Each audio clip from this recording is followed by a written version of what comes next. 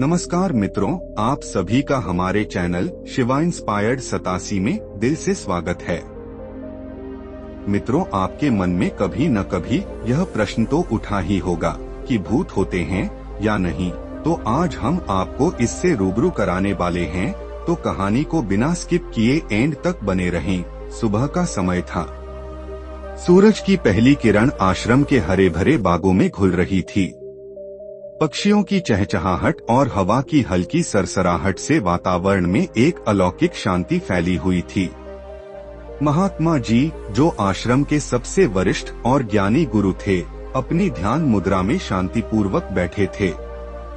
उनके पास दो शिष्य आनंद और विवेक ध्यानपूर्वक बैठकर उनके साथ ज्ञान की बातें सुनने के लिए तैयार थे। लेकिन आज कुछ अलग हो रहा था। दोनों शिष्य आनंद और विवेक आपस में कुछ खास चर्चा कर रहे थे और वह चर्चा महात्मा जी तक पहुंचने वाली थी। आनंद, जो स्वभाव से अधिक जिज्ञासु और भावुक था, उत्सुकता से बोला, गुरुदेव से पूछना चाहिए। मुझे तो पूरा यकीन है कि श्मशान में भूत होते हैं। मैंने बहुत सी कहानियां सुनी हैं। कुछ लोग तो कहते हैं कि उन्होंने खुद श्मशान में भूत देखे हैं।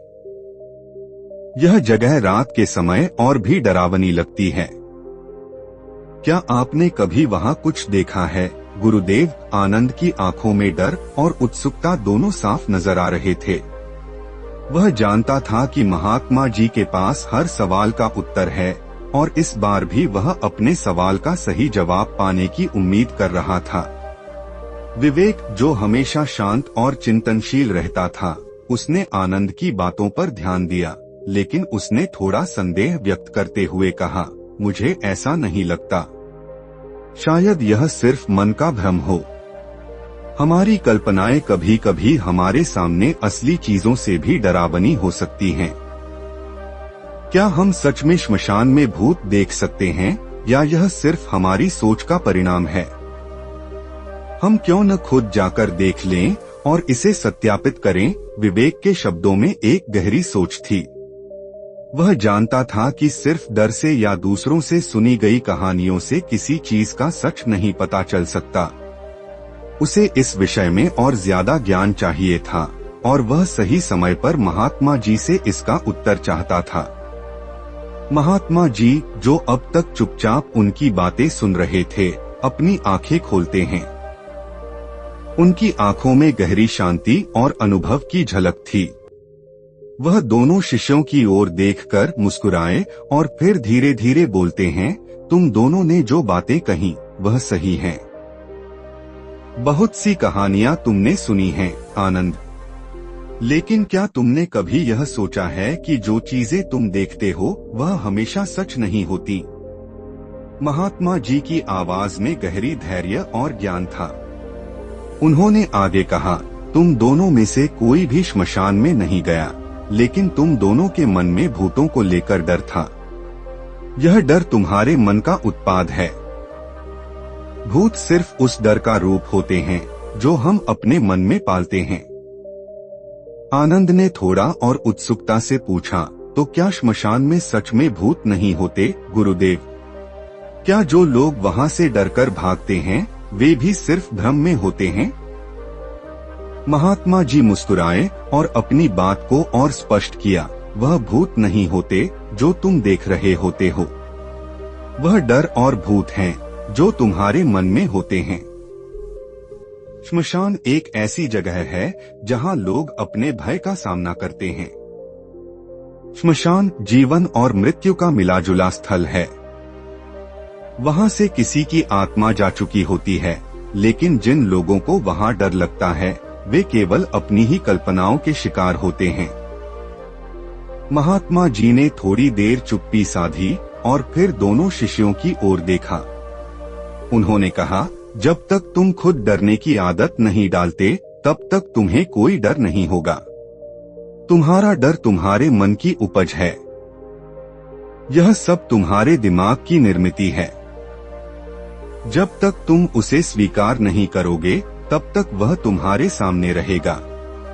विवेक, जो अब तक चुपचाप यह सुन रहा था, गहरी सोच में डूबा, तो क्या यह सब सच में सिर्फ हमारे मन का डर है गुरुदेव? अगर हम खुद को डरने से रोक लें, तो क्या सच में श्मशान में कोई भूत नहीं होगा? महात्मा जी ने अपनी आंखों में एक गहरी दृष्टि डाली और धीरे से बोले, मन को समझो, इसे जानो, यही तुम्हारी शक्ति है। जब तुम अपनी सोच को नियंत्रित करते हो तो तुम्हें किसी भी डर का सामना नहीं करना पड़ता, और जब तुम डरने से मुक्त हो जाते हो तो श्मशान में कोई भूत नहीं होता। वह सिर्फ एक प्रतीक है, एक चेतावनी है, यह तुम्हें बताने के लिए कि तुम्हें अपनी भयभीत सोच को नियंत्रित करना होगा। महात्मा जी की बातों ने आनंद और विवेक दोनों को पूरी तरह से सोचने पर मजबूर कर दिया। वे अब समझ रहे थे कि डर केवल एक भावना है और वह तभी शक्तिशाली बनती है जब हम उसे बढ़ावा देते हैं। अगर हम अपनी सोच को बदल सकते हैं तो वह डर भी मिट सकता है। महात्मा जी ने उनकी चुप्पी देखी और फिर कहा, याद रखो, सबसे बड़ा भय केवल उस चीज का होता है जिसे हम नहीं समझते। एक बार जब तुम डर को समझ लोगे तो वह डर तुम्हारे लिए सिर्फ एक सामान्य विचार बन जाएगा और तुम उसे किसी भी समस्या से ज्यादा महत्व नहीं दोगे। आनंद और विवेक अब पूरी तरह से समझ चुके थे कि गुरुजी की बातें केवल श्मशान तक सीमित नहीं हैं, बल्कि यह हर भय और संदेह पर लागू होती हैं। अगर वे अपने मन और विचारों पर नियंत्रण रखेंगे तो न सिर्फ श्मशान बल्कि जीवन के हर भय से मुक्त हो सकते हैं। यह डर मन के भीतर पनपता है और हमें भ्रमित करता है। ऐसे ही कई डर होते हैं जो हमारे जीवन में हम खुद उत्पन्न करते हैं। तो आइए अब बात करें कि इन भय और संदेहों के लक्षण क्या होते हैं, उन्हें कैसे बचाया जा सकता है और इसके परिणाम स्वरूप हमें कौन सी हानियां हो सकती हैं। पहले बात करते हैं लक्षणों के बारे में। मित्रों, हमारे भीतर भूत प्रेत के डर या अन्य किसी मानसिक भय के लक्षण कई तरह से दिखाई दे सकते हैं। यह लक्षण हमारे सोचने के तरीके, हमारी भावनाओं और शारीरिक प्रतिक्रिया से संबंधित होते हैं। आइए जानें इसके कुछ मुख्य लक्षण। शारीरिक लक्षण, जब हम डर महसूस करते हैं तो हमारा शरीर भी उसकी प्रतिक्रिया देता है। घबराहट, पसीना आना, दिल की धड़कन तेज होना, हाथों में कांपना और जी मिचलाना, ये सभी शारीरिक लक्षण हो सकते हैं। जब मन में डर होता है तो शरीर भी इसे महसूस करता है और इसी कारण शरीर में ये शारीरिक बदलाव होते हैं।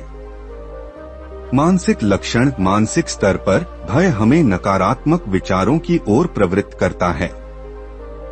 हम निरंतर उन घटनाओं के बारे में सोचने लगते हैं जो हमें डराती हैं।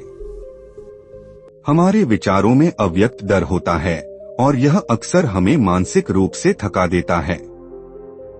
हमें भय महसूस होता है कि कुछ बुरा होने वाला है। भावनात्मक लक्षण, मानसिक डर के कारण हमारी भावनाएं भी प्रभावित होती हैं।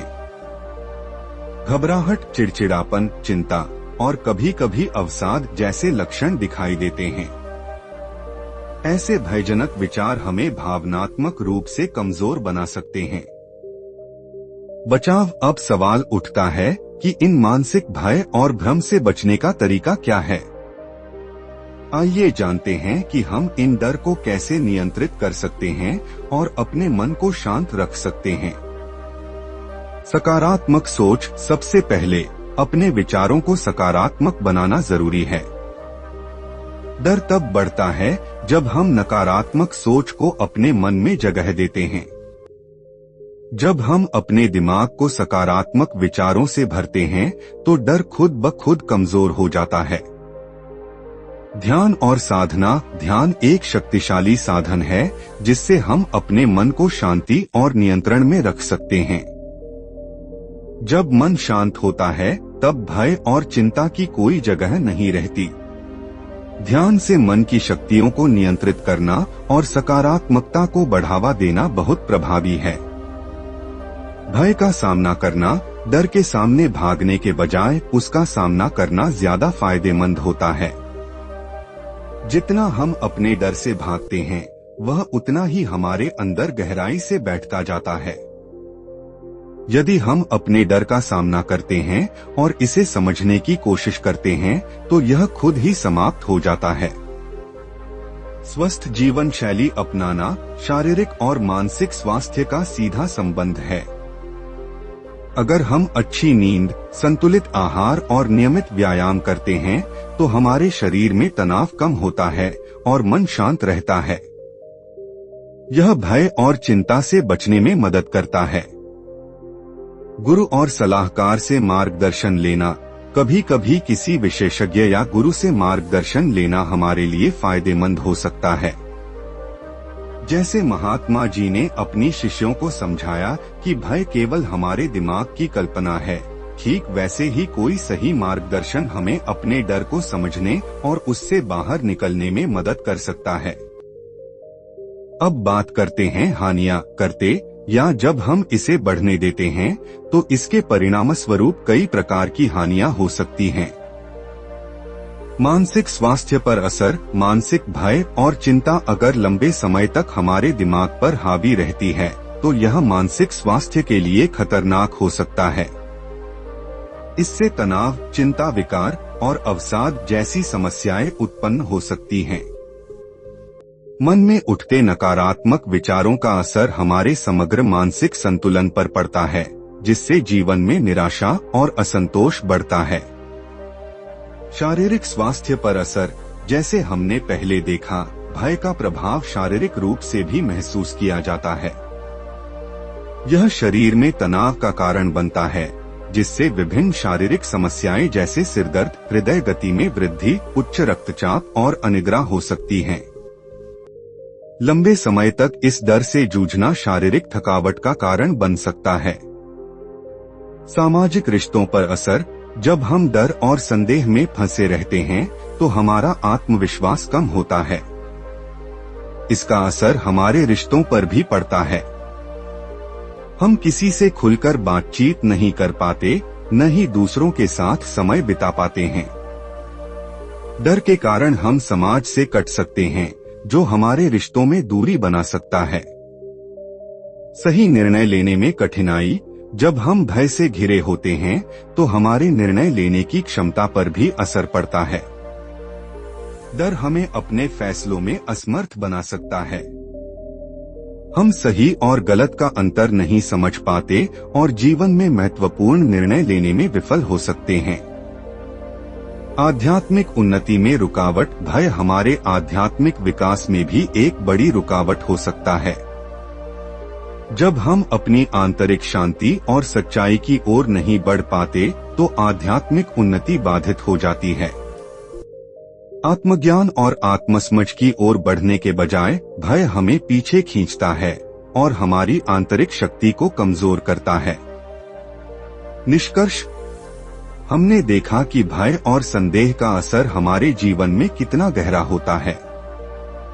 ये मानसिक भ्रम और डर हमें जीवन में बाधित करते हैं, लेकिन सही दृष्टिकोण और साधना के द्वारा हम इनसे मुक्त हो सकते हैं। महात्मा जी ने हमें यह सिखाया कि डर केवल हमारे मन की उपज है और उसे नियंत्रित करना हमारे हाथ में है। यदि हम अपनी सोच, दृष्टिकोण और जीवन शैली को सही दिशा में बदलते हैं, तो हम इन मानसिक डर और संदेहों से बाहर आ सकते हैं। अंत में याद रखें कि भय केवल तब तक असली होता है, जब तक हम उसे वास्तविक मानते हैं। एक बार जब हम इसे समझते हैं और उसे नकारते हैं, तो वह खुद ब खुद खत्म हो जाता है।